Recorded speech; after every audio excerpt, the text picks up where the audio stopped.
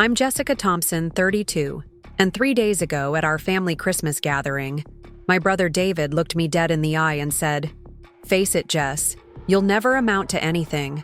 Playing on social media isn't a career." What he didn't know was that he was sitting in my resort, drinking my champagne, while dismissing the multi-million-dollar digital empire I'd built in complete silence for the past 8 years. The same empire that had just been featured on the cover of Entrepreneur magazine as the digital revolution that's changing small business forever. But here's the thing that makes this story absolutely wild. My entire family had booked their Christmas reunion at the Grand Aspen Resort through what they thought was just some corporate booking agent. They had no clue that the woman they'd been treating like the family disappointment for over a decade was actually the owner of the most exclusive mountain resort in Colorado. The place where celebrities hide away from paparazzi, where tech billionaires host their private conferences, where reservation waiting lists stretch 2 years out. Before we jump back in, tell us where you're tuning in from. And if this story touches you, make sure you're subscribed because tomorrow, I've saved something extra special for you. Growing up as a Thompson in Lakewood, Colorado meant understanding one fundamental truth about success. It had to look respectable from the outside, sound impressive at dinner parties, and come with a title that made your parents proud when they introduced you to their friends. My father, Robert Thompson, had spent 23 years climbing the ladder at Mountain West Insurance, eventually becoming regional manager overseeing 7 states. Every morning at exactly 6:15, he'd emerge from the master bedroom in dyes, a perfectly pressed suit, carrying his leather briefcase like a badge of honor. My mother, Linda Thompson, commanded respect in her own right as principal of Lakewood High School, the same school where all 3 of her children had been honor students. She had this way of walking through grocery stores or community events, where everyone knew her name, where parents would approach her with a mixture of reverence and nervousness to discuss their children's futures. The Thompson name carried weight in our suburban community, built on decades of steady achievement and unwavering adherence to what success was supposed to look like. Our house sat in Belmar, the kind of neighborhood where every lawn was perfectly manicured and every driveway showcased cars that whispered rather than shouted about financial stability. 3-story colonial style with hunter green shutters, a wraparound porch that my mother decorated seasonally, and a 2-car garage that housed my father's pristine Honda Accord and my mother's practical but elegant Subaru Outback. Inside, the walls displayed a carefully curated collection of family achievements. Graduation photos from respected universities, professional headshots in expensive frames, awards and certifications that told the story of a family that understood how to succeed within the system. Sunday dinners at the Thompson house followed a predictable but comfortable rhythm. My mother would prepare elaborate meals that showcased her domestic capabilities alongside her professional success, while my father would discuss market trends and insurance industry developments with the authority of someone who'd earned his expertise through decades of dedicated service. These weren't just family meals. They were weekly demonstrations of how proper families conducted themselves, how success should be measured, and what kinds of conversations were worthy of the dinner table. My older brother Michael had embraced this blueprint with the enthusiasm of someone who'd found his perfect fit.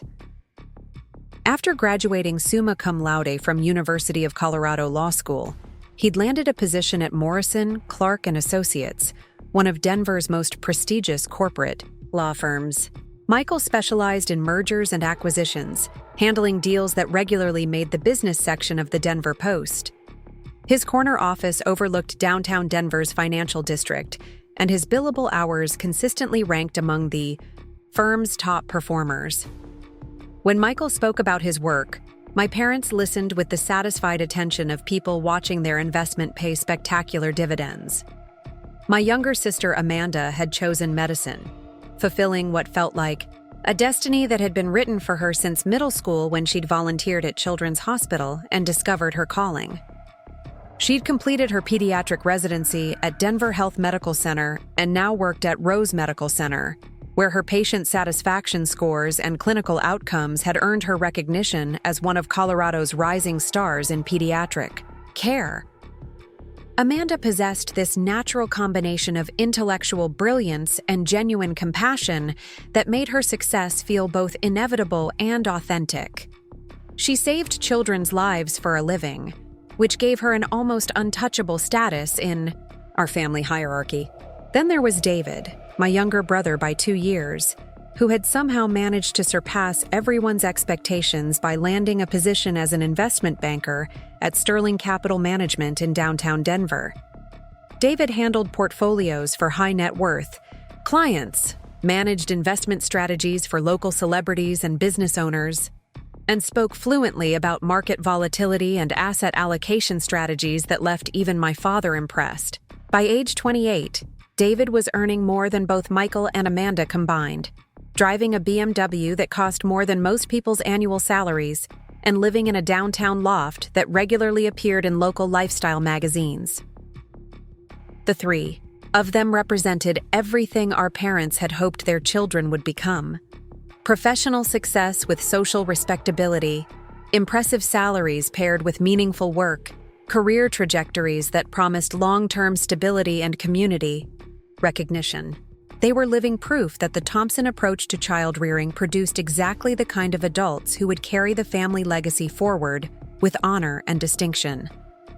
And then there was me, Jessica, the middle child who had somehow missed the memo about what constituted acceptable ambition. While my siblings had been focused on grades and standardized test scores, I'd been fascinated by something that didn't exist in any career guidance counselor's handbook. I noticed things about people that others seemed to miss.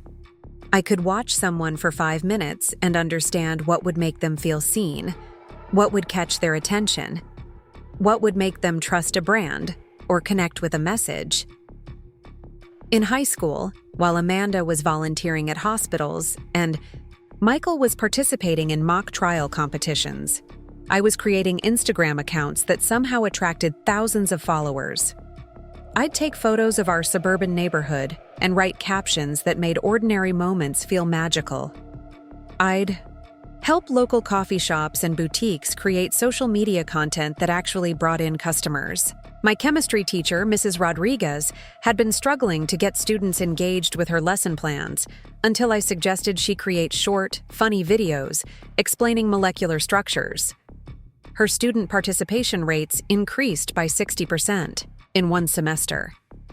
But these weren't the kinds of achievements that translated into college application essays or scholarship opportunities. When guidance counselors asked about my extracurricular activities, I struggled to explain how I'd helped Riley's Bakery increase their weekend sales by 40% through strategic Instagram posts, or how I'd managed social media for 3 different local businesses and improved their customer engagement metrics across the board. These accomplishments felt significant to me, but they didn't fit into any recognizable category of teenage success. My parents viewed my social media activities with a mixture of confusion and benign neglect. They understood that I was good with computers and enjoyed taking photos, but they couldn't quite grasp how these skills might translate into anything resembling a career. During family dinners, when Michael would discuss his latest legal brief, or Amanda would share stories from the pediatric ward, my contributions about digital marketing strategies or social media trends were met with polite but distracted attention. The kind of response adults give to children who are enthusiastically explaining their favorite video game. The first major crack in our family's unified vision of success appeared during my senior year of high school, when college applications demanded decisions about majors and career paths. My parents had naturally assumed I would follow some variation of my siblings' trajectories. Pre-med seemed like an obvious choice given Amanda's success, and my grades were certainly strong enough to handle the coursework. Pre-law offered another respectable path, especially with Michael's connections and guidance. Even business administration would have been acceptable, providing a foundation for eventual advancement into management or corporate leadership. Instead, I announced my intention to major in marketing with a focus on digital communications at the University of Colorado Boulder. The reaction around our dinner table was as if I'd declared my intention to join a traveling circus. My father set down, his fork and asked if I understood the difference between a career and a hobby. My mother wondered aloud whether I'd really thought through the earning potential of marketing compared to medicine or law. Michael suggested that marketing was becoming oversaturated and that I might want to consider something with more long-term stability. David, who was still in high school but already planning his path toward finance, made the comment that would become a recurring theme in our family dynamics for years to come. Marketing is just trying to trick people into buying stuff they don't need. It's not like you're actually helping anyone or building anything important. Even at 16, David possessed this confidence about what constituted meaningful work that made his dismissal particularly stinging. My attempts to explain the evolving digital landscape, the importance of authentic brand communication, or the potential for social media to democratize business success, were met with expressions that ranged from skeptical to patronizing. My family wasn't trying to be cruel. They simply couldn't see how my interests connected to anything they recognized as substantial achievement.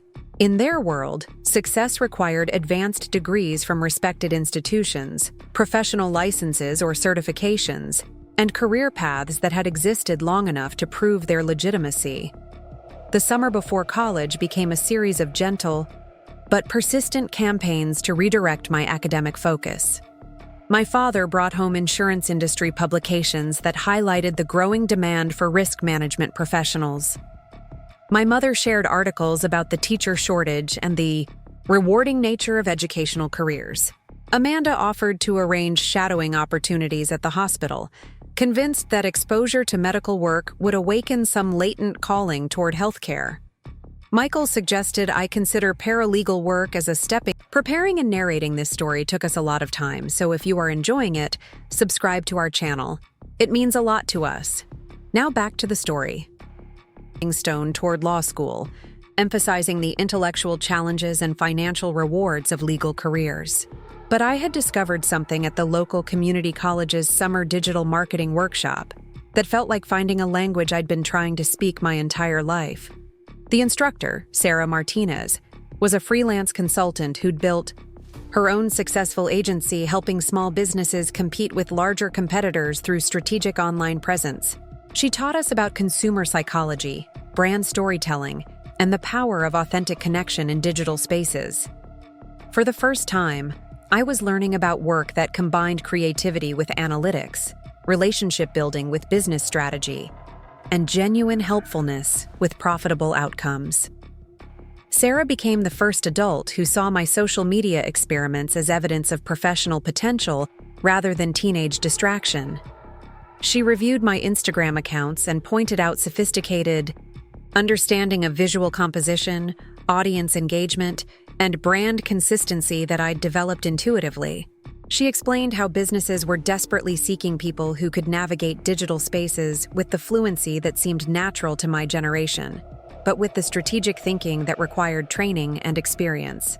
More importantly, Sarah introduced me to the concept that meaningful work didn't have to look like traditional career paths.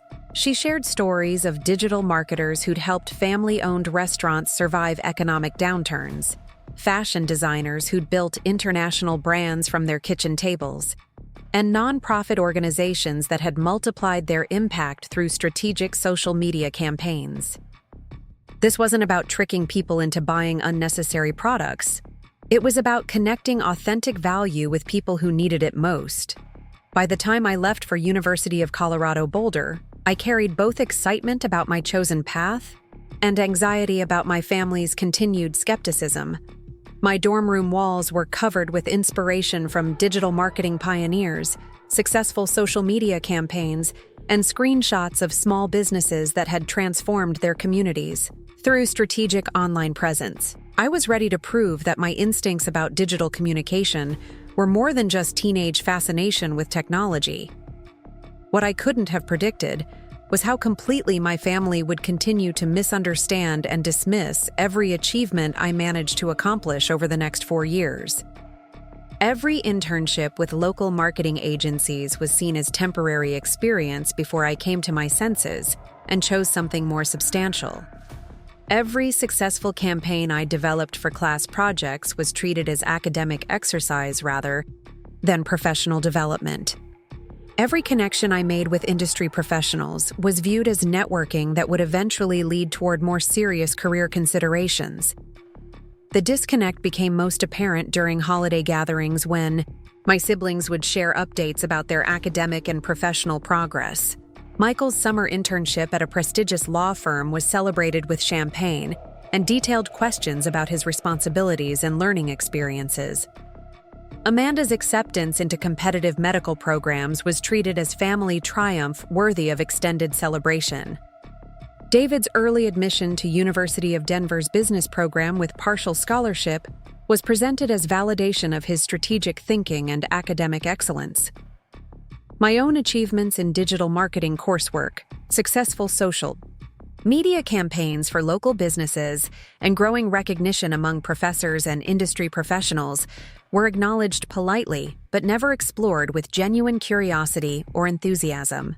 The implicit message was clear. I was marking time until I discovered what I really wanted to do with my life, experimenting with interests that would eventually be replaced by more mature career aspirations. This pattern of benign dismissal created a strange psychological dynamic where I began to doubt my own perceptions about my work and its potential value. If the people who knew me best and loved me most couldn't see significance in my achievements, maybe I was overestimating their importance. Maybe David was right that digital marketing was fundamentally superficial compared to the serious work my siblings were preparing to do. Maybe my parents' concerns about long-term stability and professional respectability were more realistic than my optimistic projections about the digital economy's growth potential. The uncertainty reached its peak during my junior year, when I had the opportunity to take on a significant freelance project managing social media strategy for a chain of local coffee shops. The work required approximately 20 hours per week and offered compensation that exceeded what most of my classmates were earning at traditional part-time jobs. More importantly, the project would give me hands-on experience with budget management, team coordination, and measurable business impact that could strengthen my resume and clarify my career direction. When I presented this opportunity to my parents during Thanksgiving break, their reaction crystallized everything that had been building for years. My father's first question was whether this work would interfere with my studies, as if managing social media couldn't possibly require the same intellectual rigor as academic coursework. My mother worried about the reliability of freelance income compared to the steady paychecks that came with traditional employment. Michael suggested that I consider whether client management skills might be better developed through internships at established marketing firms with structured training programs. David, home from his freshman year at University of Denver, made the observation that became a turning point in our relationship. You're basically just posting pictures and writing captions. How is that preparing you for anything real? His tone wasn't intentionally cruel, but it carried the dismissive certainty of someone who'd never questioned what constituted legitimate work. I mean, anyone can do social media. Companies hire teenagers to handle that stuff because it doesn't require actual business skills. The conversation ended with my parents suggesting that I decline the freelance opportunity and focus on my academic work, perhaps considering summer internships at more traditional marketing companies that could provide structured learning experiences and professional references. They weren't forbidding me from pursuing digital marketing, but they were clearly steering me towards safer, more conventional expressions of that interest. That night, lying in my childhood bedroom surrounded by participation trophies and honor, role certificates that suddenly felt like artifacts from someone else's life, I made a decision that would define the next decade of my relationship with my family. I was going to take the freelance project, excel at it beyond anyone's expectations, and prove that my understanding of digital communication represented genuine professional competence rather than glorified hobby activity. What I couldn't have imagined was how completely my family would continue to misunderstand my success, even as it grew far beyond anything they'd achieved in their own careers, or how the very resort where they'd eventually celebrate our family Christmas gathering would become the stage for the most dramatic revelation of my life. Michael Thompson had always been the golden child who made success look effortless. By his sophomore year at University of Colorado Law School, professors were already discussing his potential for judicial clerkships and federal court positions. His constitutional law professor, Dr. Helena Walsh, had pulled him aside after class to suggest he consider applying for research positions with Supreme Court justices. Michael's senior thesis on corporate liability and environmental law had been published in the Colorado Law Review, an honor typically reserved for graduate students or practicing attorneys. When he graduated summa cum laude, 3 prestigious Denver law firms competed for his attention with offers that included signing bonuses, accelerated partnership tracks, and immediate assignment to high-profile cases. Morrison, Clark, and Associates had ultimately won Michael's commitment by offering him direct mentorship under senior partner Jonathan Morrison, whose client roster included Fortune 500 companies, professional sports franchises, and political figures who required discretion, alongside legal expertise. Michael's first-year associates typically spent months researching case precedents and drafting preliminary briefs, but Jonathan recognized exceptional analytical ability and immediately assigned Michael to complex merger negotiations that would typically challenge attorneys with 5 years of experience. The Pemberton Industries acquisition had established Michael's reputation within Denver's legal community. Pemberton, a family-owned manufacturing company, was being purchased by a multinational corporation whose executives were determined to complete the transaction within an impossibly tight timeline. The deal involved regulatory complications across 3 states, environmental liability questions that required extensive research, and family dynamics that threatened to derail negotiations when emotional considerations conflicted with financial logic. Michael had worked 18-hour days for 6 weeks, coordinating with regulatory agencies, negotiating with environmental consultants, and mediating between family members whose lifetime of shared history was complicated by divergent opinions about their company's future. When the deal closed successfully, generating $47 million for the Pemberton family while protecting them from future environmental liabilities, industry publications credited Michael's thorough preparation and diplomatic approach with preventing what could have been months of costly delays. The Denver Business Journal featured him in their 40 under 40 list, highlighting his ability to handle complex corporate transactions with unusual sophistication for someone barely 2 years out of law school. Jonathan Morrison began introducing Michael to clients as the future of corporate law in Colorado, a designation that carried significant weight within their professional community. Michael's personal life reflected the same careful attention to building appropriate success. He'd married Catherine Walsh, Dr. Helena Walsh's daughter, who worked as a federal prosecutor specializing in white-collar crime. Catherine possessed her own impressive credentials, including judicial clerkship experience and recognition from the Colorado Bar Association for her prosecution of financial fraud cases. Their wedding had been featured in Colorado Bride magazine, showcasing a ceremony that balanced elegant tradition with professional networking opportunities. The guest list included federal judges, state legislators, business leaders, and legal professionals whose presence demonstrated the couple's rising influence within Colorado's power structure. Their home in Cherry Hills Village represented everything our parents had hoped their children would achieve. The neighborhood's tree-lined streets and million-dollar properties housed Denver's most successful professionals, creating a community where achievement was assumed rather than exceptional. Michael and Catherine's colonial-style house featured a home office where Michael could work on confidential cases, a library filled with legal journals and case studies, and entertainment spaces designed for hosting dinner parties that served dual purposes as social gatherings and professional development opportunities. During family dinners, Michael would share carefully edited stories about his legal work, discussing complex cases in ways that highlighted his expertise while respecting attorney-client privilege. My parents listened with obvious pride as he explained how environmental regulations affected corporate mergers, or how changes in federal law required new approaches to international business transactions.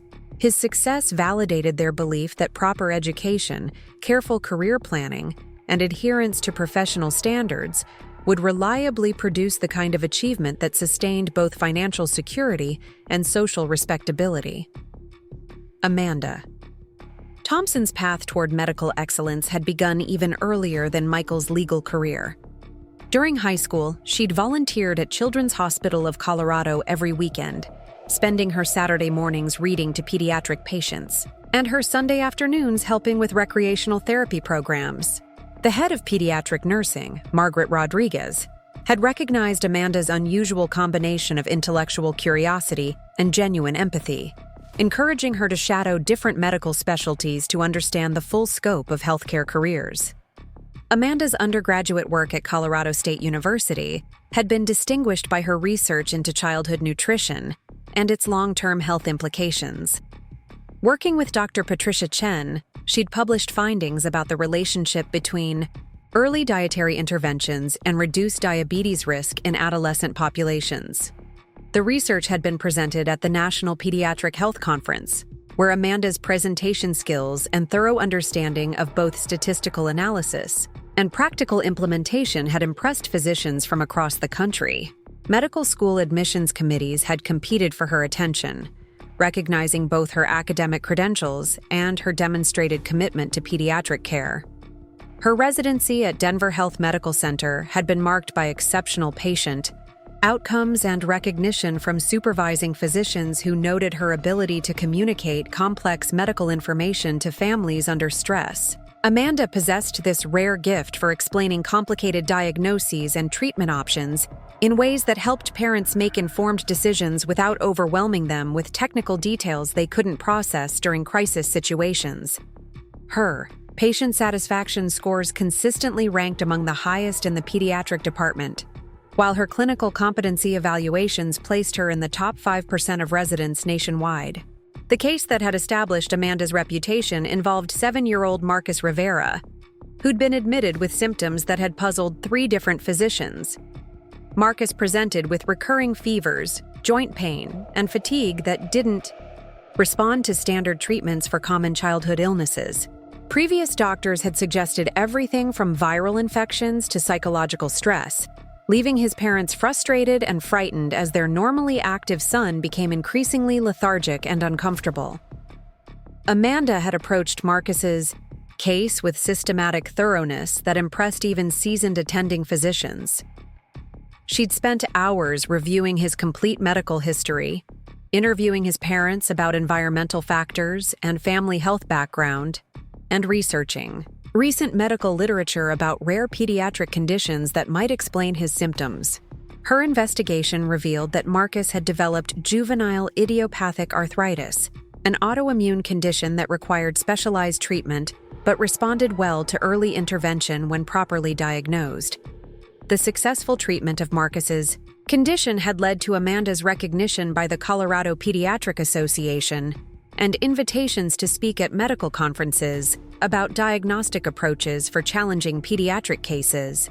Parents began specifically requesting Amanda's involvement in their children's care, while colleagues sought her consultation on complicated cases that required her particular combination of analytical rigor and compassionate patient communication.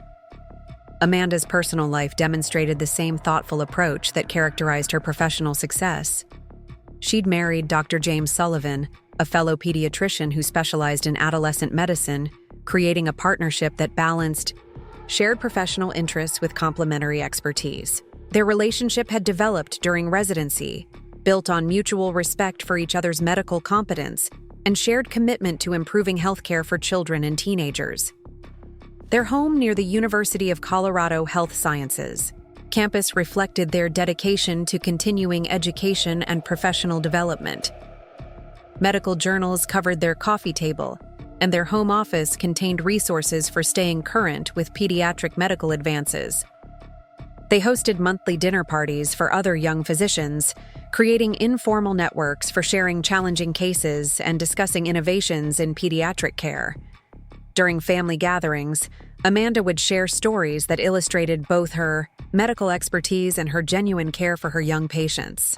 She'd describe complex surgical procedures in ways that helped our parents understand the technical challenges while emphasizing the human impact of successful treatment. Her work represented everything our family valued: intellectual achievement that served others, professional recognition earned through competence and dedication, and financial success that enabled both personal security and continued contribution to community welfare. David Thompson's rise in the financial world had been meteoric, even by our family's standards of achievement. His undergraduate work at University of Denver's Daniels College of Business had distinguished him through exceptional performance in quantitative analysis courses and internships that provided real-world experience with investment strategies. His senior capstone project, analyzing risk management approaches for renewable energy investments, had been cited by industry publications and led to job offers from 3 major financial firms before graduation. Sterling Capital Management had recruited David specifically because their client base included high-net-worth individuals who were interested in sustainable investment opportunities that balanced environmental responsibility with strong financial returns. David's combination of analytical skills and understanding of emerging markets made him particularly valuable for developing investment strategies that appealed to socially conscious clients without sacrificing profitability. His first major success had involved restructuring investment portfolios for the Hartwell family, whose wealth came from traditional energy investments, but whose values had evolved towards supporting renewable technology companies. The challenge required David to gradually transition their holdings from fossil fuel investments to clean energy portfolios, while maintaining the steady returns that supported their lifestyle and philanthropic activities. The process took 18 months of careful research, market analysis, and client consultation, but ultimately generated returns that exceeded their previous portfolio performance, while aligning their investments with their environmental values. The success of the Hartwell portfolio restructuring had established David's reputation for handling complex client needs that required both financial expertise and sensitivity to personal values. Word spread through Denver's wealthy communities about the young investment banker who could deliver exceptional returns while respecting clients' desire to invest ethically. His client roster grew to include professional athletes, entertainment industry figures, and business owners whose success had created investment opportunities that required sophisticated management. David's annual earnings had reached 6 figures by his 3rd year at Sterling Capital Management, an achievement that impressed even our parents who were accustomed to their children's professional success. His BMW sedan and downtown loft apartment represented visible symbols of financial achievement, while his investment portfolio demonstrated personal application of the strategies he recommended to clients. During family dinners, David would discuss market trends and investment opportunities with the confidence of someone whose predictions had consistently generated positive results for both his clients and his own financial security. His personal life reflected the same strategic thinking that characterized his professional success. David dated women who shared his ambition and understood the demands of building successful careers in competitive industries. His social circle included other young professionals who were establishing themselves in finance, law, medicine, and business management, creating networks that served both personal friendship and professional development purposes. The contrast between my siblings' clearly defined success and my own uncertain path became most apparent during our annual Christmas gatherings, which had evolved into showcases for Thompson family achievement rather than simple holiday celebrations. Each December, we would gather at some carefully chosen location that reflected our family's rising social status and provided appropriate settings for the kind of conversations that highlighted everyone's professional accomplishments. The tradition had begun when Michael graduated from law school, and my parents decided that our family had outgrown simple Christmas dinners at home. Instead, they began organizing weekend gatherings at upscale hotels or resorts, where extended family could join us for celebrations that combined holiday traditions with opportunities to share news about career advancement, professional recognition, and financial milestones. Aunt Patricia Miller had become the unofficial coordinator of these gatherings, using her real estate connections to arrange group bookings at luxury properties that provided appropriate backgrounds for family photographs and sophisticated venues for the elaborate dinners that anchored each celebration. Aunt Pat had built her own impressive success through strategic property investments and commercial real estate development, making her both qualified to choose elegant locations and eager to demonstrate her family's capacity for enjoying such settings. These Christmas gatherings followed predictable patterns that highlighted my growing sense of disconnection from my family's definition of achievement. The weekend would begin with cocktails in some elegantly appointed hotel lounge, where conversation focused on recent professional accomplishments, upcoming career opportunities, and financial milestones that demonstrated continued progress towards greater success. Michael would discuss his latest legal victories. Amanda would share stories about particularly challenging medical cases she'd successfully treated. And David would explain investment strategies that had generated exceptional returns for his high-profile clients. The formal Christmas dinner represented the weekend's centerpiece, featuring elaborate meals that provided settings for extended discussions about professional achievements and future aspirations. My father would propose toasts that celebrated specific accomplishments, while my mother would share news about each child's recognition within their respective professional communities.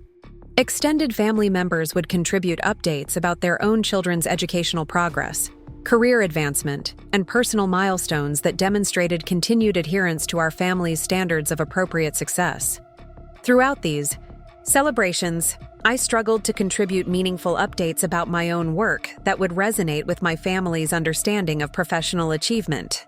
My growing success with digital marketing projects didn't translate easily into the kind of concrete accomplishments that impressed people who measured career progress through salary increases, professional titles, and industry recognition from established institutions. When family members asked about my work, I found myself trying to explain social media strategy and digital marketing campaigns to people who viewed online activities as fundamentally less serious than traditional professional responsibilities. My attempts to describe successful client outcomes or innovative marketing approaches were met with polite attention that quickly shifted toward more familiar topics related to my siblings' continued advancement in law, medicine, and finance. The most challenging aspect of these gatherings was my family's well-intentioned but consistently patronizing approach to my career uncertainty. Rather than dismissing my interests entirely, they would offer suggestions for redirecting my marketing background toward more traditional career paths that might provide greater stability and social recognition. Michael suggested that my communication skills might serve me well in public relations roles at established law firms. Amanda wondered whether healthcare marketing might provide opportunities to combine my interests with more meaningful work, helping medical practices reach patients who needed their services. David's suggestions carried particular weight because his financial success had established him as our family's expert on career strategy and professional development. He would point out that digital marketing skills could be valuable assets for traditional marketing roles at established corporations, where structured career advancement and reliable benefits would provide the kind of long-term security that freelance work couldn't guarantee. His tone wasn't dismissive, but rather concerned, as if he was trying to help me recognize practical realities that my creative interests might be preventing me from seeing clearly. These conversations left me feeling increasingly isolated within my own family, aware that my growing confidence in my chosen field wasn't shared by the people whose opinions mattered most to me. My siblings had found career paths that provided both personal satisfaction and family approval, while I seemed to be pursuing interests that would always be viewed as preliminary to more serious professional commitment. The pattern reached its most painful expression during the Christmas gathering 3 years ago, when David made the observation that would fundamentally change my relationship with my family's expectations. We were sitting in the elegant lounge of the Broadmoor Resort, where Aunt Pat had arranged our celebration that year, discussing recent career developments over after-dinner drinks. Michael had just finished describing his promotion to senior associate. Amanda had shared news about her appointment to the pediatric department's curriculum committee, and David had announced his selection for Sterling Capital Management's advanced training program for high-potential investment advisors.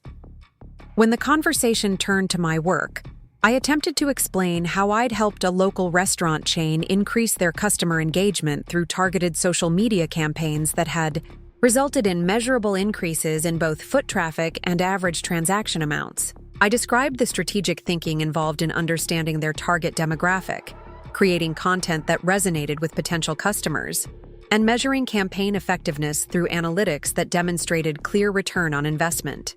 David listened with the patient expression of someone trying to understand a concept that seemed fundamentally flawed, then made the comment that crystallized everything that had been building for years.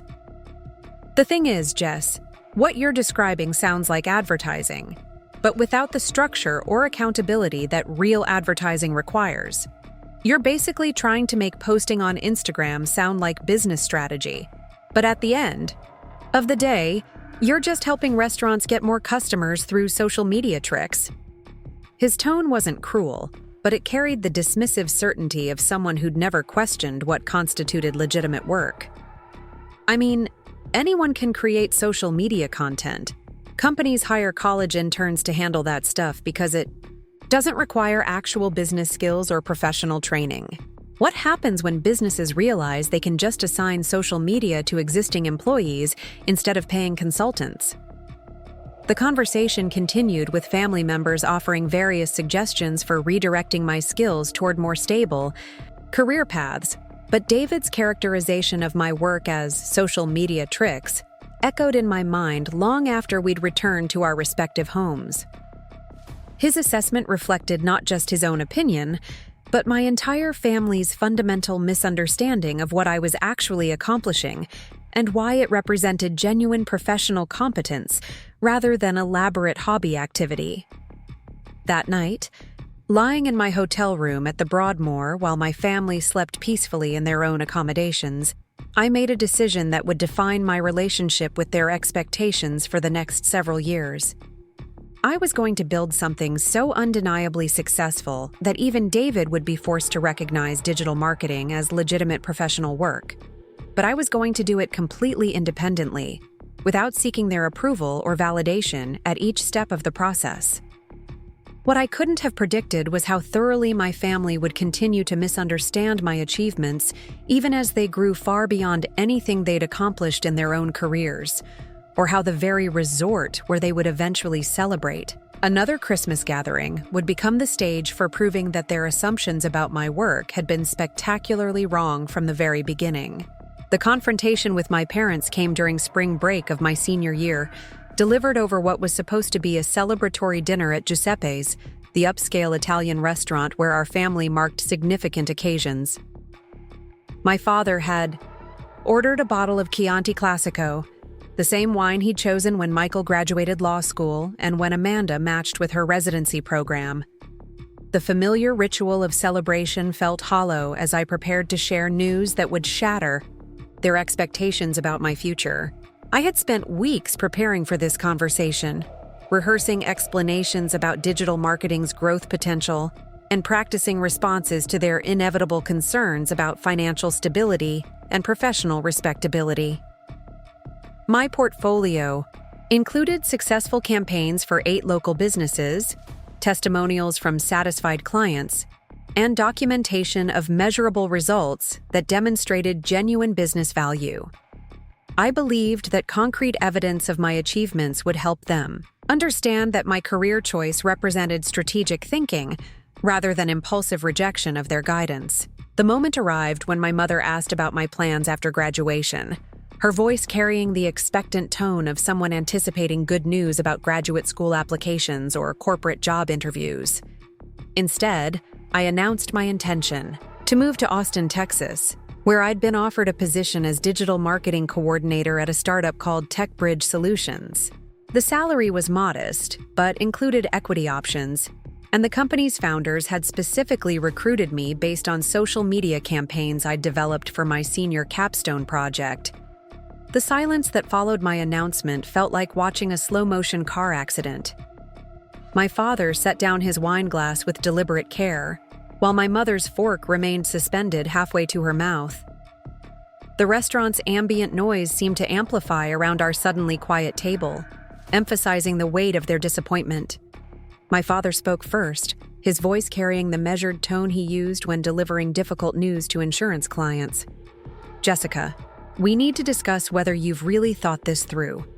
Austin is expensive and startup companies fail at alarming rates. You'd be moving across the country for a job that might not exist in 6 months, in an industry that changes so rapidly that today's skills might be obsolete tomorrow."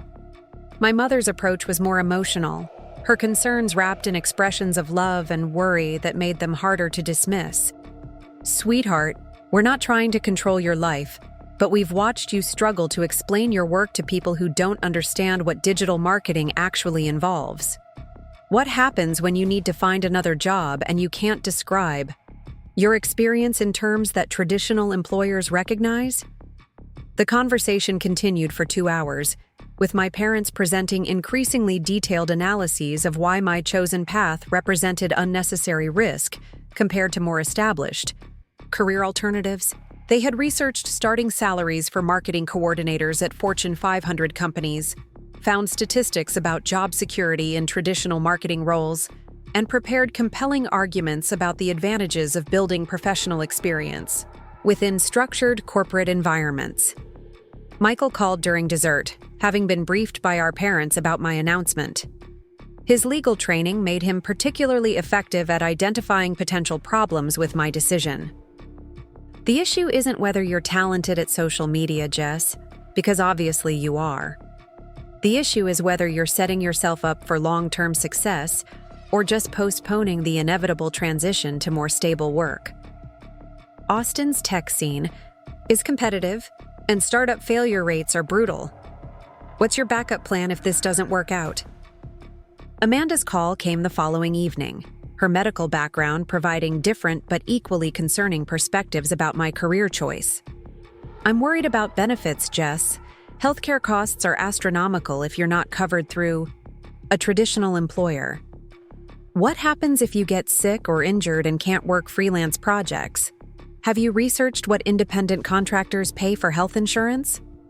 David's response was the most challenging because his financial expertise gave him credibility when discussing career strategy and long-term planning. "Look, I understand wanting to do something creative, but you're essentially gambling your future on an industry that doesn't have established career progression. In 5 years, what's your next step? There's no clear path from social media coordinator to anything that provides real financial security." The unanimous nature of their opposition forced me to confront the possibility that my family's concerns might be justified. Maybe I was being naive about the challenges of building a career in digital marketing. Maybe their emphasis on stability and traditional success reflected wisdom I was too inexperienced to appreciate. Maybe my confidence in my abilities was misplaced, and I would discover that the professional world required different skills than I'd developed through college projects and small business clients.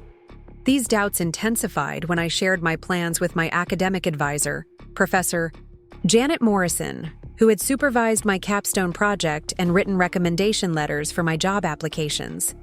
Professor Morrison's response was diplomatically neutral, acknowledging my talent while questioning whether I was making the best use of my marketing degree. "The startup world can be exciting, Jessica, but it's also unpredictable.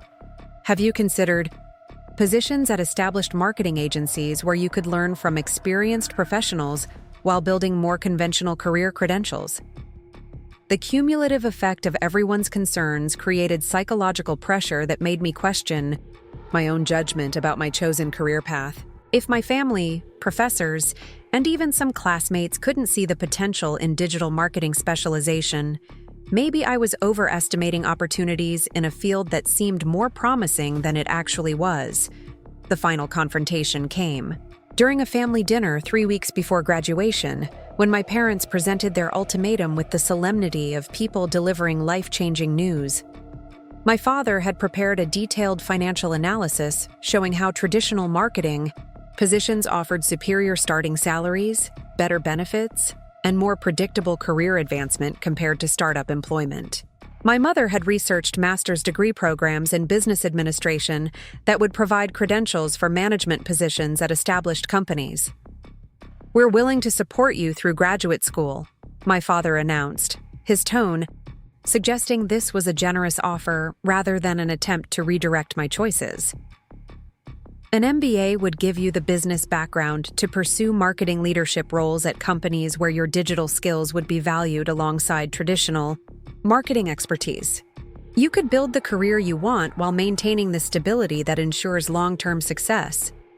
My mother's addition carried emotional weight that made their proposal difficult to reject. "We just want you to have options, honey. If you go to Austin and it doesn't work out, you'll be starting over with limited experience and no advanced degree. If you get your MBA first, you'll have credentials that open doors regardless of what happens with digital marketing trends."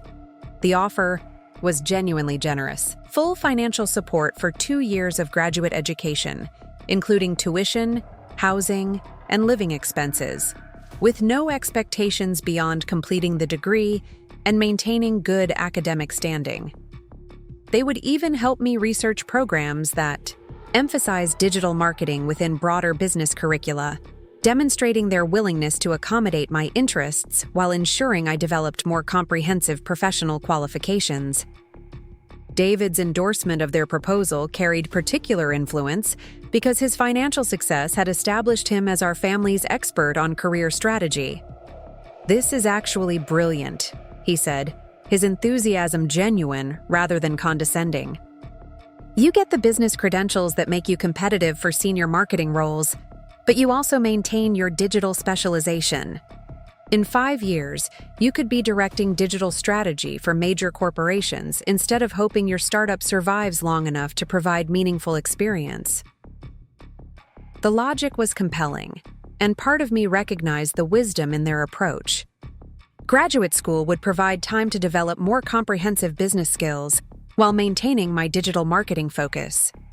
An MBA would certainly make me more competitive for traditional marketing positions, and the financial security of their support would eliminate the stress of building a career without safety nets.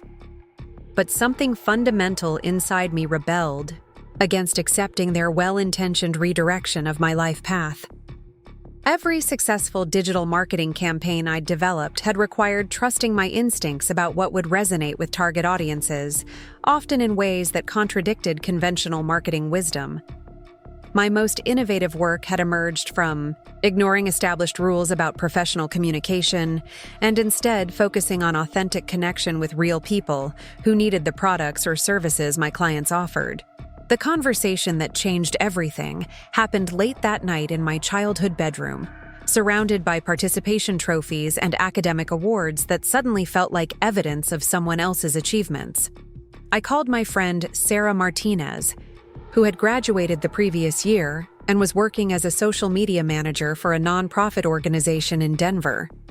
Sarah had faced similar family pressure to pursue more traditional career paths, but she'd chosen to follow her instincts about digital communication's potential for creating meaningful change. "The thing is," Sarah said, her voice carrying the confidence of someone who'd proven her skeptics wrong, "everyone who's telling you to be practical is measuring success by standards that don't apply to what we do. Your family thinks career security comes from following established paths, but they don't understand that digital marketing is creating entirely new definitions of professional success." Sarah's perspective helped me recognize something important about my family's concerns. Their advice reflected genuine love and desire to protect me from potential failure, but it was based on assumptions about career development that didn't account for how rapidly the business world was changing. They were trying to guide me toward safety within systems they understood, not recognizing that the most significant opportunities might exist outside those traditional structures. The decision crystallized during breakfast the following morning when my parents asked for my response to their graduate school proposal. Looking at their expectant faces, I understood that accepting their offer would represent more than just postponing my career for 2 years. It would mean acknowledging that their judgment about my future was more reliable than my own instincts about my capabilities, and the opportunities available in digital marketing. "I appreciate everything you're offering," I said, my voice steadier than I'd expected. "But I need to find out what I'm capable of achieving on my own terms. If I succeed, it will be because of my own work. If I fail, at least I'll know I tried something I believed in, rather than following a path someone else chose for me." The disappointment in their faces was difficult to witness, but I felt something shift inside me as I spoke those words. For the first time in years, I was choosing my own direction without seeking approval or validation from people whose definitions of success didn't align with my own vision of meaningful work. My father's response was measured, but clearly conveyed. His belief that I was making a serious mistake. "We can't support a decision that seems designed to make your life more difficult than it needs to be. If you're determined to pursue this path, you'll need to do it independently, without expecting us to rescue you if things don't work out as you hope." The finality of his statement marked the end of my financial dependence on my family and the beginning of complete responsibility for my own career outcomes. Walking away from their support felt simultaneously terrifying and liberating, like stepping off a cliff while trusting that I'd learned enough to build wings on the way down. The move to Austin represented more than just geographic relocation. It was a commitment to proving that my understanding of digital marketing's potential was more accurate than my family's assessment of its limitations. I packed everything I owned into a rented U-Haul truck, drove 12 hours across Colorado and Texas, and arrived in Austin with $800 in savings, no local connections, and absolute determination to build something my family would eventually be forced to recognize as legitimate professional success. TechBridge Solutions occupied a converted warehouse in East Austin, where 20-something entrepreneurs were developing software applications designed to help small businesses manage their online presence more effectively. The company's founders, Marcus Chen and Elena Rodriguez, had specifically recruited me because they believed that successful software development required understanding how real businesses actually use digital tools to connect with customers. My role as digital marketing coordinator involved creating content that explained complex technical concepts in ways that made sense to small business owners who didn't have computer science backgrounds. I developed social media campaigns that demonstrated software features through real-world examples, wrote blog posts that addressed common small business challenges, and managed community forums where users could share success stories and problem-solving strategies. The work was exactly what I'd hoped to find: creative problem-solving that required both technical understanding and empathy for people who needed technology to work intuitively rather than requiring extensive training. Within 3 months, our user engagement metrics had increased by 60%. And customer retention rates had improved significantly as business owners began to understand how our software could actually help them achieve their goals. More importantly, I was learning aspects of digital marketing that wouldn't have been available through traditional corporate positions. Working at a startup meant wearing multiple hats, collaborating directly with software developers, and getting immediate feedback about which marketing strategies actually influenced customer behavior. Every campaign I developed was tested in real market conditions, with measurable results that either validated my approach or forced me to rethink my assumptions about effective digital communication. The financial challenges were significant but manageable. My starting salary was barely enough to cover rent on a studio apartment in a complex where most residents were graduate students or young professionals building careers in Austin's competitive tech scene. I furnished my apartment with secondhand finds from estate sales and thrift stores, cooked most of my meals at home, and limited entertainment expenses to free events like outdoor concerts and hiking trails around Austin's beautiful lake system.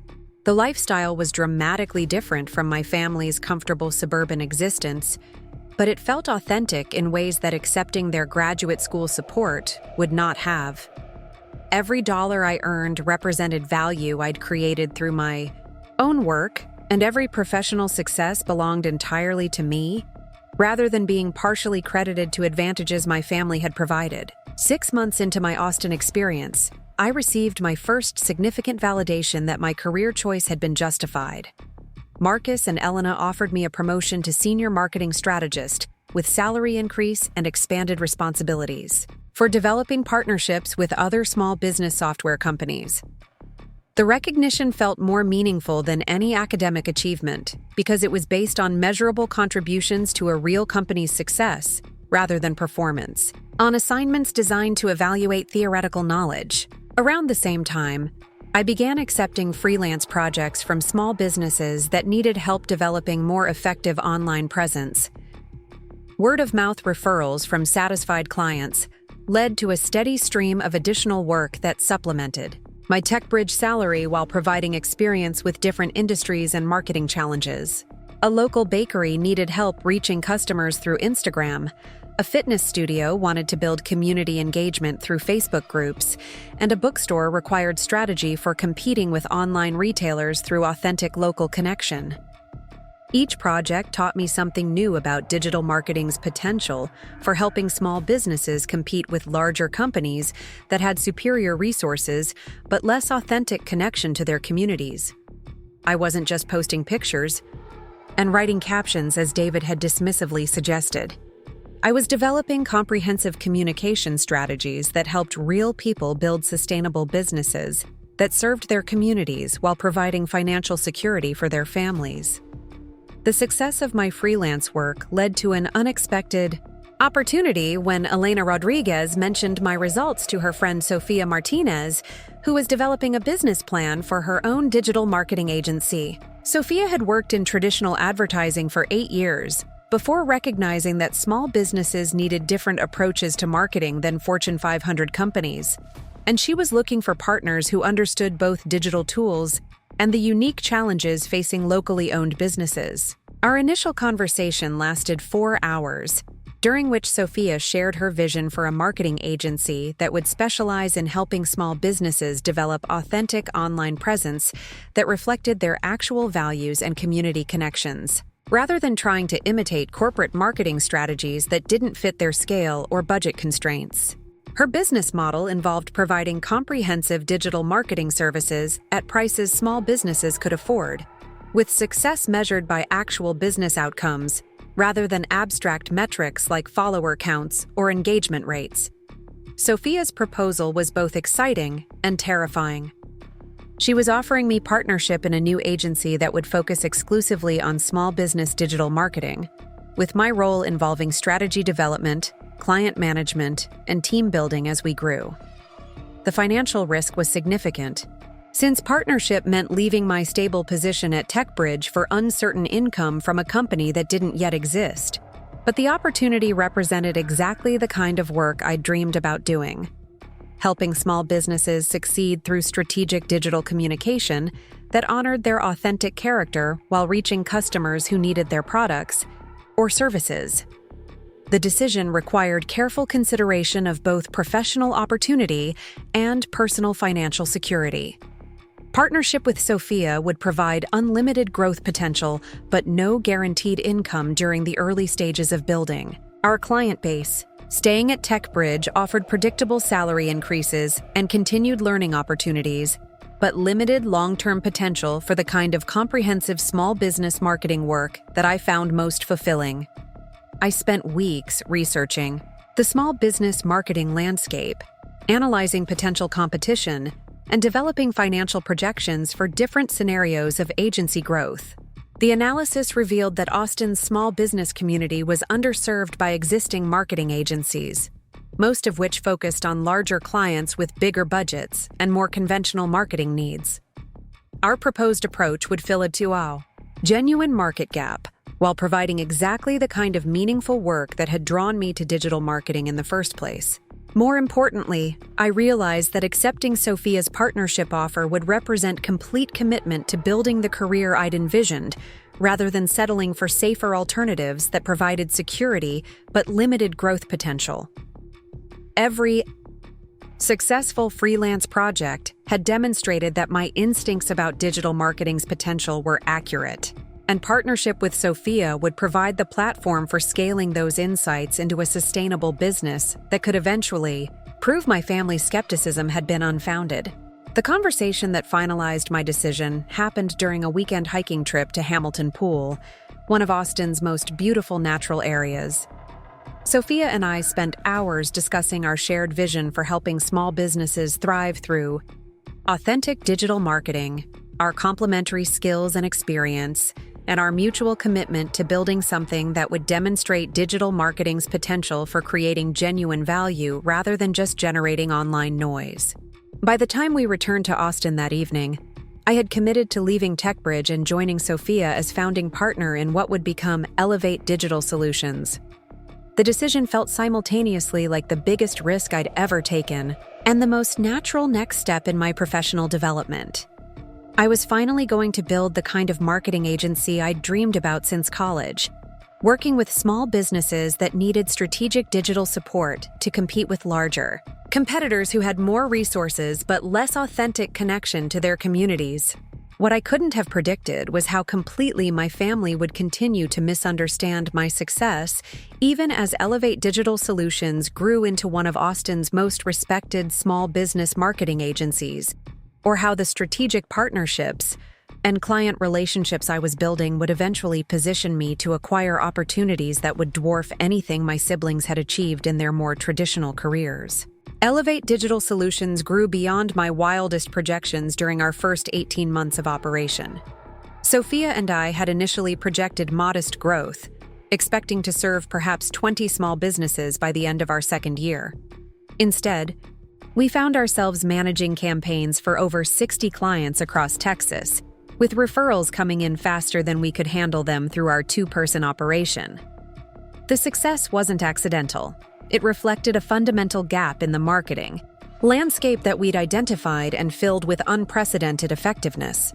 Our breakthrough came through a campaign we developed for Rosalita's Authentic Mexican Cuisine, a family-owned restaurant in South Austin that was struggling to compete with chain restaurants that had larger advertising budgets and more recognizable branding.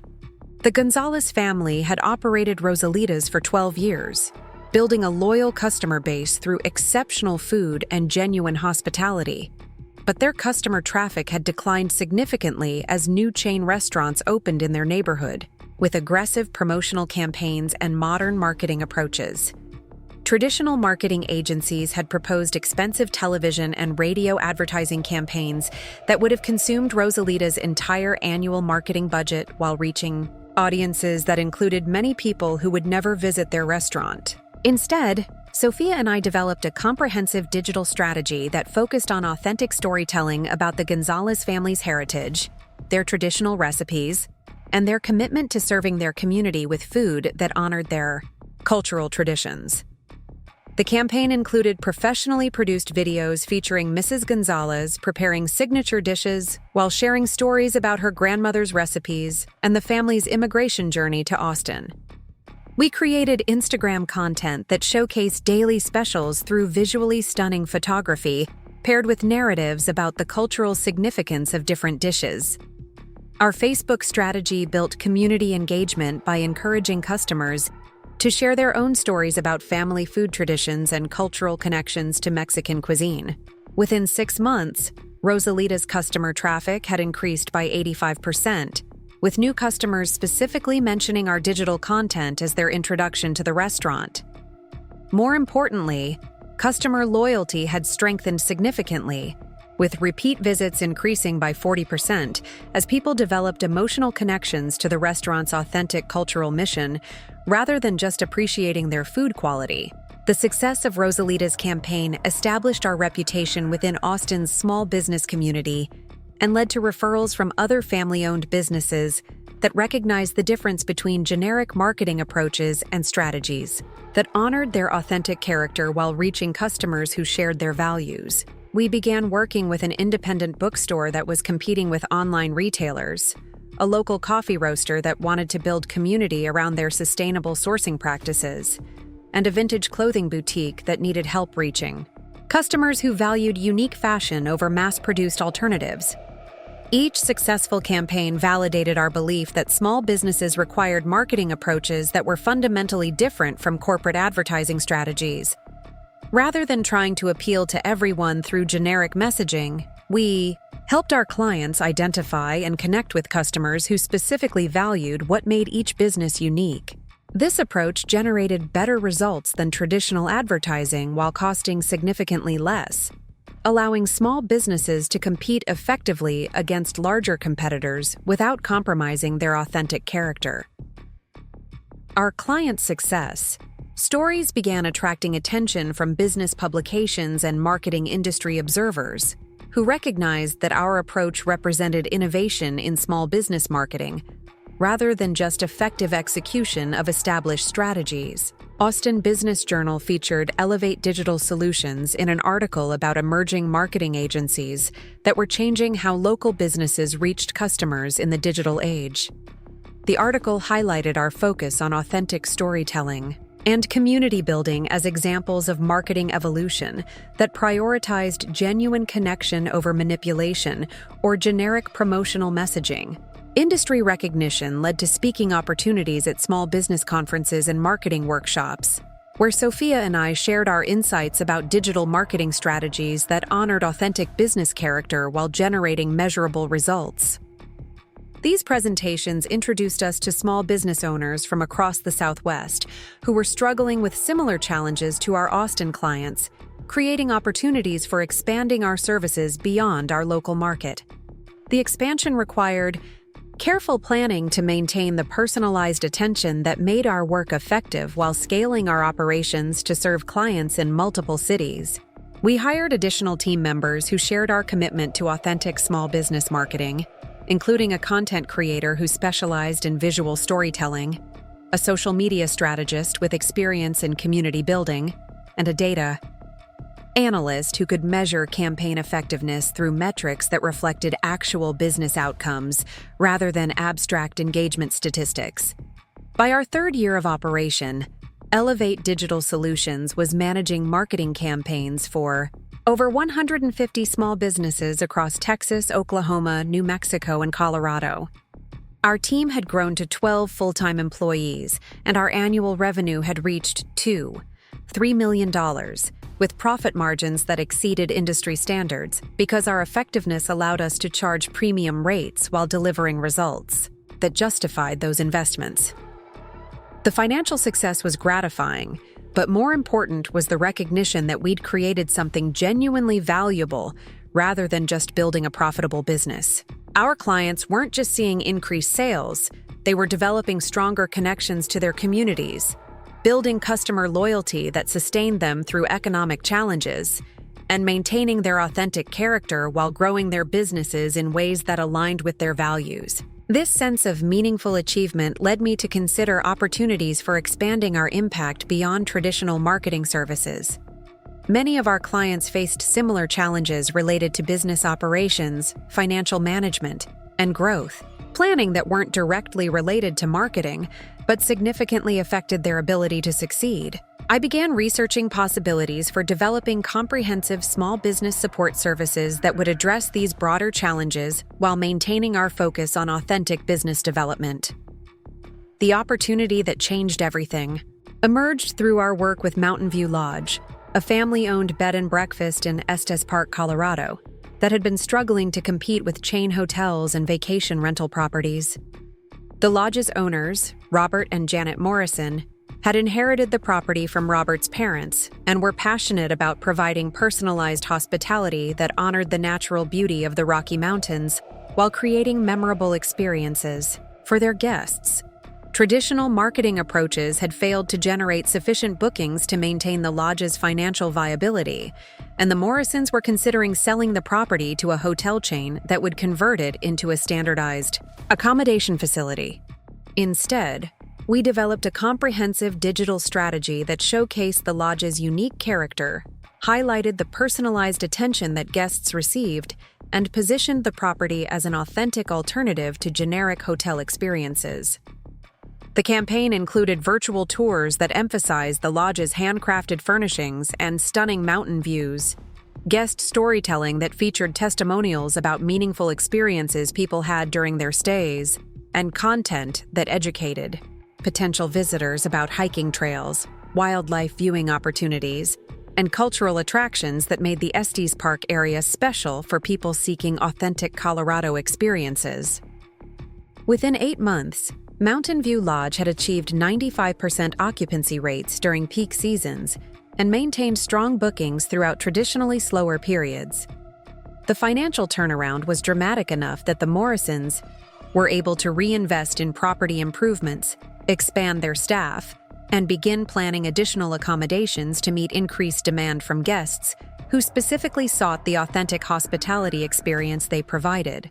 The success of Mountain View Lodge's transformation demonstrated something important about the potential for authentic small business marketing to create dramatic business outcomes, rather than just incremental improvements. More significantly, it introduced me to the hospitality industry and helped me understand how digital marketing could be particularly powerful for businesses that provided experiential services rather than just products. This insight led to partnerships with additional hospitality businesses throughout Colorado and neighboring states, including boutique hotels, specialty restaurants, adventure tour companies, and cultural attractions that needed help reaching travelers who valued authentic experiences over standardized tourism offerings. Each successful campaign deepened my understanding of hospitality marketing while building relationships within the industry that would eventually create opportunities for more significant involvement in the sector.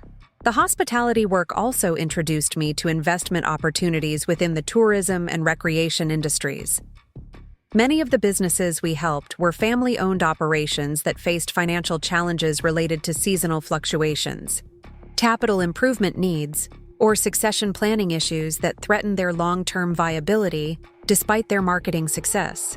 I began exploring possibilities for providing financial support that would help these businesses achieve stability while maintaining their authentic character. My first investment opportunity came through our work with Sunset Canyon Resort, a struggling property near Moab, Utah, that provided accommodation for visitors to nearby national parks. The resort's owners had built a beautiful facility that offered stunning views and authentic southwestern hospitality, but they lacked the financial resources to properly maintain the property or market their services effectively to potential guests. Rather than just providing marketing services, I proposed a partnership arrangement that would involve Elevate Digital Solutions taking an ownership stake in the resort in exchange for comprehensive marketing support, operational improvements, and financial investment for property upgrades. The partnership would allow the original owners to maintain their involvement in day-to-day operations while providing the resources needed for the resort to achieve its potential as a premier destination for national park visitors. The partnership arrangement required significant financial commitment from Elevate Digital Solutions, but our analysis indicated that the resort's location and authentic character created exceptional potential for success once operational and marketing challenges were addressed. We invested $8 million in property improvements and marketing development, working closely with the original owners to enhance guest experiences while maintaining the authentic character that made the resort special. The transformation of Sunset Canyon Resort exceeded our projections, with occupancy rates increasing from 45% to 88% within 18 months of our partnership beginning. Guest satisfaction scores improved dramatically as property upgrades enhanced comfort, without compromising the authentic southwestern atmosphere that distinguished the resort from chain hotel alternatives. Revenue growth allowed us to recover our initial investment while generating substantial ongoing returns that demonstrated the potential for similar partnerships with other hospitality properties. The success of Sunset Canyon Resort led to additional investment opportunities within the hospitality industry, including partnerships with boutique hotels in Santa Fe, adventure lodges in Montana, and specialty resorts throughout the Rocky Mountain region. Each investment required careful evaluation of the property's authentic character, market potential, and operational challenges, but successful partnerships consistently generated strong financial returns while helping preserve authentic hospitality experiences that might otherwise have been lost to corporate standardization. By the end of our 5th year, Elevate Digital Solutions had evolved from a small business marketing agency into a comprehensive hospitality investment and development company with equity positions in 12 properties across the Western United States. Our portfolio included boutique hotels, specialty resorts, adventure lodges, and cultural destinations that collectively generated over $15 million in annual revenue while providing authentic travel experiences for thousands of guests who valued genuine hospitality over standardized accommodations. The financial success was remarkable, but equally important was the recognition that we'd created a business model that preserved and enhanced authentic hospitality experiences rather than just generating profits. Our properties maintained their unique character while achieving financial viability that ensured their long-term sustainability, creating positive outcomes for original owners, local communities, and guests who sought meaningful travel experiences. This success led to the opportunity that would ultimately bring my family's dismissive attitudes into direct confrontation with my actual achievements. The Grand Aspen Resort, one of Colorado's most prestigious mountain properties, came available for purchase when its corporate owners decided to divest their hospitality holdings to focus on other business sectors. The resort represented everything I'd learned about authentic hospitality marketing and operations, but on a scale that would require our largest investment and most comprehensive operational involvement. The Grand Aspen Resort occupied a spectacular location in the Colorado Rockies, with panoramic mountain views, world-class skiing access, and facilities that had hosted celebrities, business leaders, and discerning travelers for over 30 years. However, corporate ownership had gradually standardized the property's operations in ways that diminished the personalized service and authentic character that had originally made the resort special. Occupancy rates had declined, guest satisfaction scores had stagnated, and the property's reputation had shifted from premier destination to expensive but unremarkable luxury accommodation.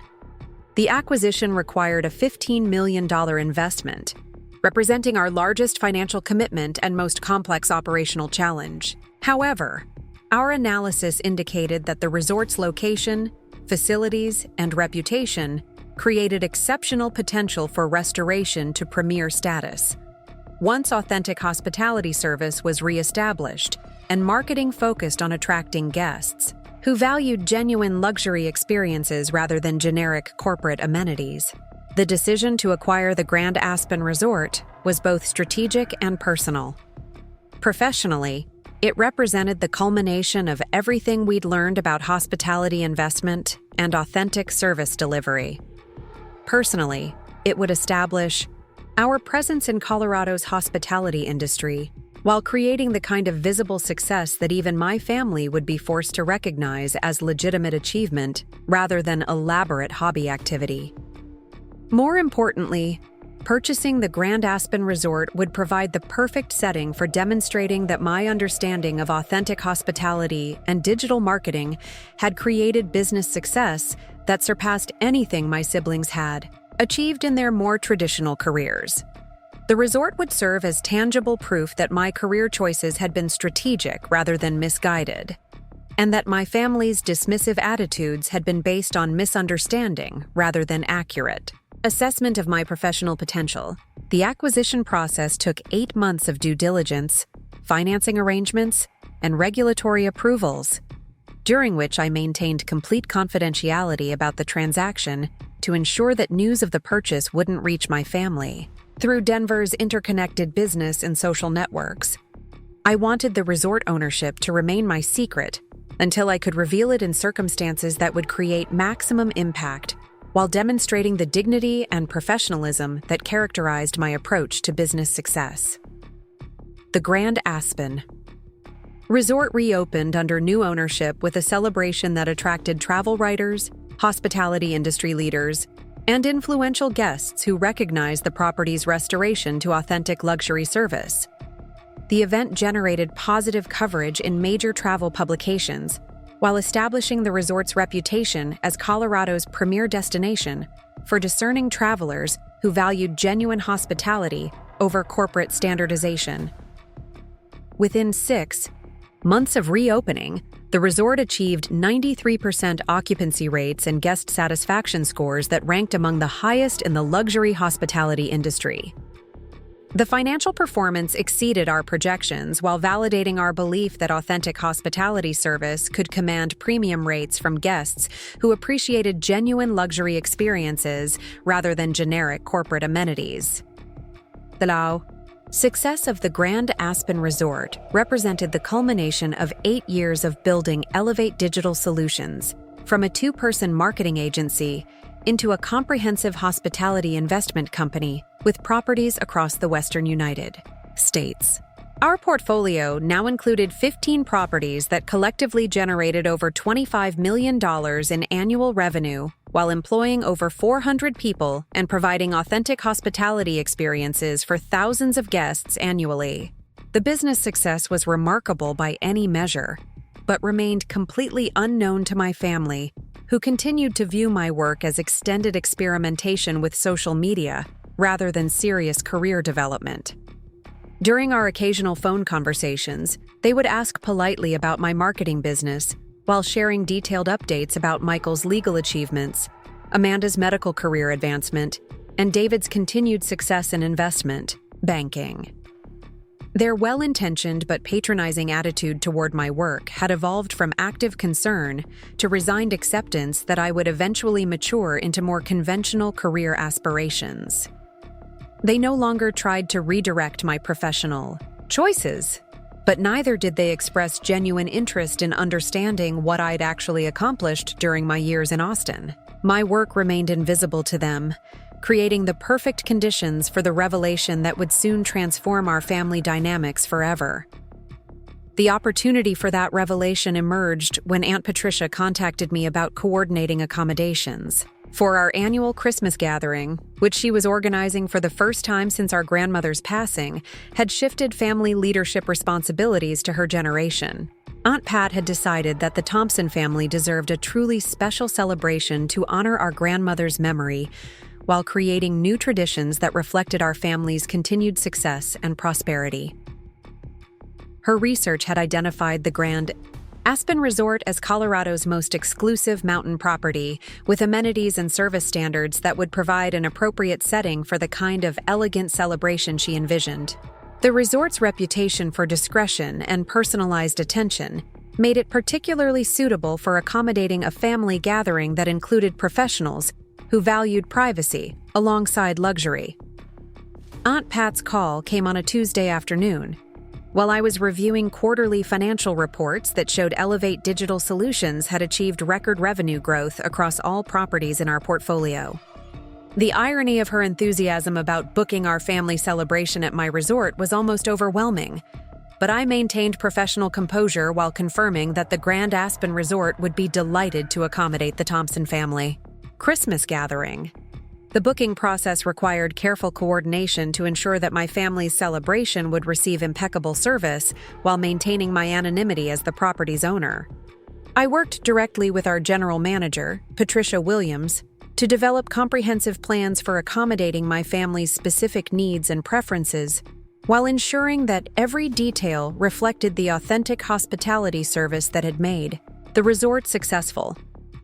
The arrangements included luxury accommodations for all family members, customized dining experiences that showcased Colorado's finest cuisine, and recreational activities that would take advantage of the resort's spectacular mountain location. Every element was designed to create memorable experiences that would demonstrate genuine hospitality rather than generic corporate service, while providing the elegant setting that Aunt Pat had envisioned for our family celebration. More importantly, the Christmas gathering would provide the perfect opportunity for revealing my actual achievements to family members who had spent years dismissing my career choices as preliminary to more serious professional development. The dramatic irony of their celebration taking place at my resort, surrounded by the tangible evidence of my business success, would create the ideal conditions for demonstrating that their assumptions about my work had been spectacularly incorrect. The 3 days leading up to the Christmas gathering were filled with anticipation and careful preparation to ensure that everything would proceed flawlessly. I reviewed every detail of the service plans, confirmed that all staff members understood the importance of providing exceptional hospitality, and prepared myself emotionally for the confrontation that would finally reveal the truth about my professional achievements to family members who had never bothered to understand what I'd actually accomplished. On the evening before my family's arrival, I stood on the resort's main terrace, looking out at the snow-covered peaks that surrounded the property I now owned, reflecting on the 8-year journey that had brought me from dismissed college graduate to successful hospitality entrepreneur. Tomorrow would mark the end of my family's misunderstanding about my career choices and the beginning of a new relationship based on recognition of my actual achievements rather than their outdated assumptions about my potential. The first family members arrived Friday afternoon, with Michael and Catherine driving up from Denver in their luxury sedan, followed by Amanda and James in their practical but expensive SUV that accommodated their medical bag collection and emergency equipment. David arrived separately in his BMW, having flown into Aspen and rented the car at the airport to avoid the mountain driving that he'd always found stressful.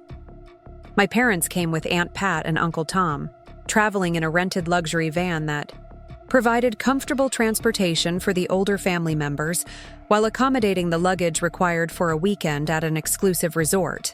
The arrival process showcased the resort's attention to personalized service, with staff members greeting each family group by name and providing seamless assistance with luggage, room assignments, and orientation to the property's amenities. I observed the arrivals from my office, which overlooked the main entrance and provided clear views of my family's reactions to the resort's impressive facilities and professional service standards. Their expressions conveyed appreciation for the elegant accommodations and beautiful mountain setting, while their interactions with staff members demonstrated the unconscious entitlement that characterized their approach to service situations. The first evening's dinner took place in the resort's signature restaurant, where our executive chef had prepared a customized menu featuring Colorado lamb, locally sourced trout, and seasonal vegetables that showcased the region's finest ingredients. The meal was accompanied by carefully selected wines and presented with service standards that reflected genuine hospitality rather than generic corporate procedures. From my private dining room adjacent to the main restaurant, I listened to my family's conversation as they praised the resort's exceptional quality while sharing updates about their respective career achievements. Michael discussed his recent promotion to partnership track at his law firm. Amanda shared news about her selection for a prestigious medical research committee, and David announced his appointment to handle investment portfolios for several high-profile clients. The familiar pattern of achievement sharing continued throughout the evening, with each family member contributing updates that demonstrated continued success within their chosen professions. The conversation was pleasant and supportive, reflecting genuine affection and pride in each other's accomplishments, but it also reinforced the established hierarchy that positioned my siblings as the family's success stories, while my own work remained absent from consideration. Saturday morning brought the family gathering activities that Aunt Pat had organized to create memorable experiences while providing opportunities for extended conversation and bonding. The activities included a guided snowshoe tour of the resort's mountain trails, followed by hot chocolate and pastries in the lodge's comfortable lounge area, where family members could relax while enjoying spectacular views of the surrounding peaks. The afternoon featured a private cooking class with our executive chef, where family members learned to prepare some of the resort's signature dishes while sharing stories and family memories that reinforced their connections to each other and their pride in the Thompson family's continued prosperity.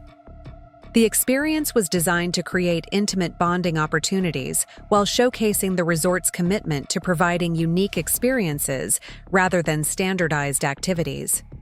Throughout the day, I continued observing my family's interactions from various vantage points around the resort, noting their appreciation for the exceptional service while listening to conversations that revealed their continued assumptions about my career situation.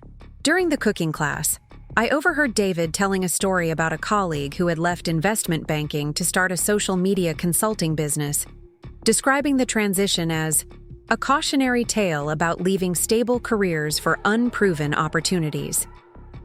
The comment was clearly intended as indirect commentary about my own career choices, delivered with the superior tone of someone who believed his assessment was obviously correct rather than potentially misguided. Amanda and Michael nodded agreement, while my parents exchanged glances that conveyed shared concern about my continued commitment to work. They viewed as preliminary to more serious professional development. Saturday evening's formal dinner represented the centerpiece of the weekend celebration, featuring an elaborate meal prepared by our culinary team and served in the resort's private dining room, which had been decorated with elegant holiday arrangements that created a festive but sophisticated atmosphere. The evening was designed to provide a memorable conclusion to the weekend while honoring our grandmother's memory through toasts and shared family stories. The dinner conversation followed predictable patterns, with each family member sharing professional updates and personal milestones that demonstrated continued advancement within their respective careers. The tone was celebratory and supportive, reflecting genuine family affection, but it also reinforced established assumptions about success and achievement that left no space for recognizing alternative forms of professional accomplishment. The moment that would change everything came during dessert, when David raised his wine glass to propose a toast that was intended to honor our family's continued success while acknowledging our grandmother's influence on our shared values and aspirations. His words were heartfelt and genuine, expressing real appreciation for our family bonds and collective achievements. But they also contained the dismissive comment that would finally trigger my revelation. "To the Thompson family," David said, his voice carrying the confidence of someone who'd never questioned his own success. "And to building careers that would make Grandma proud. We've all found our paths to meaningful work that serves others while providing the security and recognition that she always wanted for her grandchildren." He paused, glancing around the table at Michael, Amanda, and our parents before continuing, with the observation that crystallized years of accumulated frustration. "Even those of us who are still figuring things out," he said, his eyes briefly meeting mine across the table, "have time to discover what we're really meant to do with our lives. After all, playing around with social media has given Jess some interesting experiences, but she's young enough to transition into something more substantial when she's ready to settle down and build a real career." The comment was delivered with genuine affection rather than malicious intent, but it contained all the dismissive assumptions that had characterized my family's attitude toward my work for 8 years. David truly believed he was being encouraging, acknowledging my experimental phase while expressing confidence that I would eventually mature into more conventional career aspirations that aligned with family expectations about appropriate professional development. The silence that followed his comment provided the perfect opening for the revelation that would transform our family dynamics forever. Looking around the table at faces that reflected comfortable satisfaction with their shared understanding of success and achievement, I realized that the moment had finally arrived to demonstrate that their assumptions about my career had been spectacularly incorrect from the very beginning. "Actually, David," I said, my voice calm and steady despite the rapid beating of my heart, "I think there might be some confusion about what I've been doing for the past 8 years. Since we're all here celebrating family success, maybe this is a good time to clarify exactly what my work has involved." I stood up from the table, moving to the dining room's large windows that overlooked the resort's main courtyard and mountain views beyond. "The Grand Aspen Resort," I continued, gesturing toward the spectacular scenery, "is one of 15 hospitality properties owned by Elevate Digital Solutions, the company I founded in Austin and have been building since I graduated from college." The expressions around the table shifted from polite attention to confusion, as family members processed information that didn't align with their understanding of my career situation. David's wine glass remained suspended halfway to his mouth, while Michael's fork froze above his dessert plate. My parents exchanged glances that conveyed complete bewilderment, while Aunt Pat's eyes widened with the beginning recognition that something significant was being revealed. "Our portfolio includes boutique hotels, specialty resorts, and cultural destinations throughout the western United States," I continued, my voice growing stronger as I shared information that had been secret for years. Last year, our properties generated over $25 million in revenue while employing over 400 people and providing authentic hospitality experiences for thousands of guests who value genuine service over corporate standardization. The silence was absolute as family members struggled to reconcile this information with their assumptions about my career trajectory. Amanda was the first to find her voice, asking the question that everyone was thinking. "Jess, are you saying that you own this resort? That you've been running a business this whole time while we thought you were just doing social media consulting?"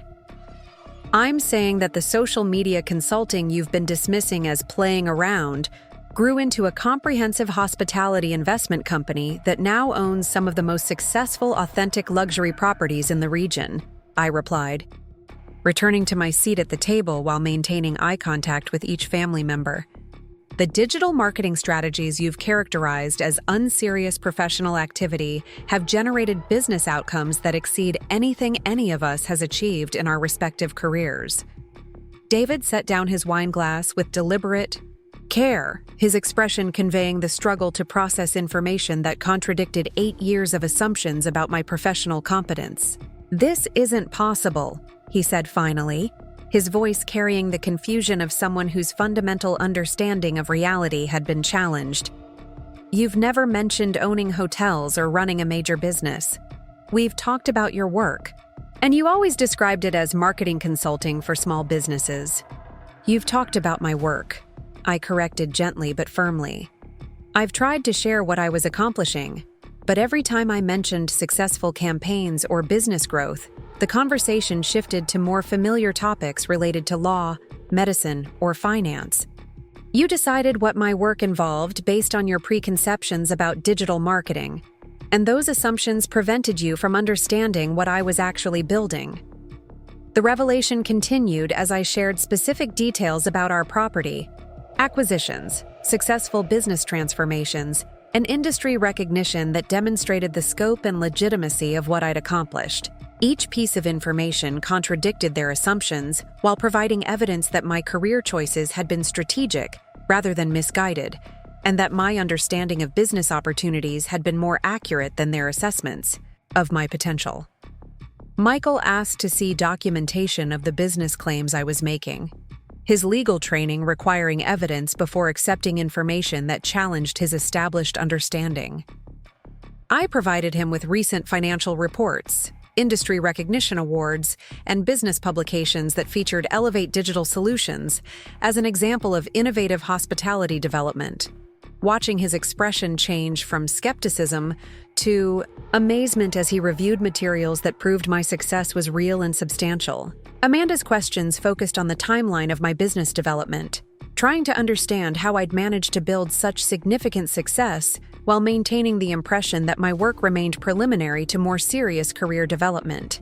Her medical training made her particularly interested in the analytical processes I'd used to identify investment opportunities and measure business outcomes, recognizing parallels to diagnostic approaches she used in her own professional work. My parents' reactions were more emotional, reflecting their realization that their attempts to redirect my career choices had been based on fundamental misunderstanding of what I was actually accomplishing. My father's questions about financial stability and long-term security were answered by documentation showing consistent business growth and diversified revenue streams that provided more security than traditional employment could offer.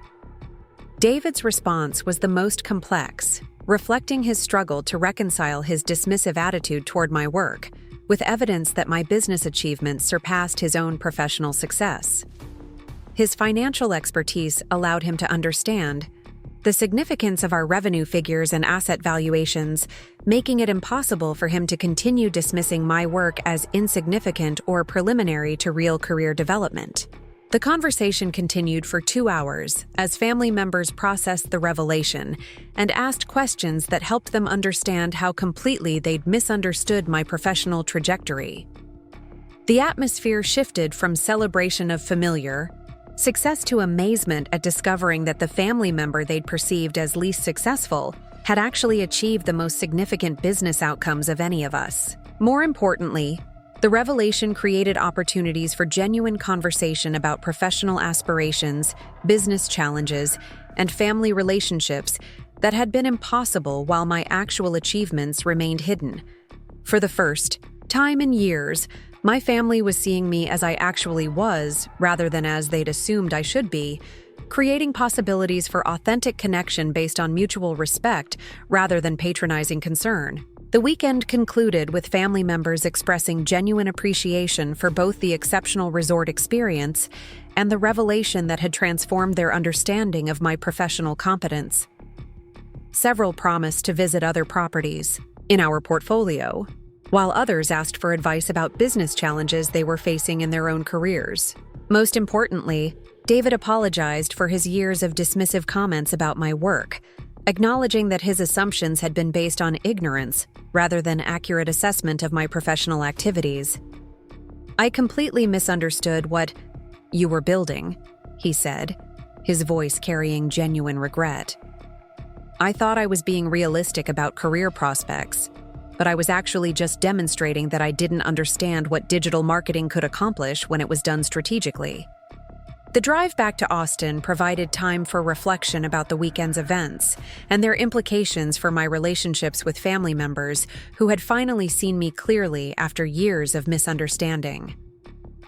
The revelation had been satisfying, but not vindictive, demonstrating my success while maintaining the dignity and professionalism that characterized my approach to business relationships. More importantly, the experience had validated my decision to build a career on my own terms, rather than seeking approval from people who couldn't initially understand what I was trying to accomplish. The 8 years of building Elevate digital solutions in relative secrecy had allowed me to develop genuine professional competence without the psychological pressure of constantly justifying my choices to skeptical family members. The success of the Grand Aspen Resort and our other properties continued to grow, providing ongoing validation that authentic hospitality service combined with strategic business development could create exceptional outcomes for property owners, employees, and guests who valued genuine luxury experiences. Our business model had proven that alternative approaches to professional success could generate results that exceeded traditional career paths while creating meaningful value for everyone involved. Looking back on the journey from dismissed college graduate to successful hospitality entrepreneur, I recognize that my family's initial skepticism had actually served a valuable purpose by forcing me to develop complete independence and self-reliance rather than depending on their approval or support. Their misunderstanding had been frustrating but ultimately beneficial, ensuring that my success was entirely my own achievement rather than being partially attributed to family advantages or connections. The relationships with my family members continued to evolve as they adjusted to understanding me as a successful business owner rather than someone who was still figuring out her career direction. The conversations became more balanced, with genuine interest in my work replacing patronizing concern about my professional future.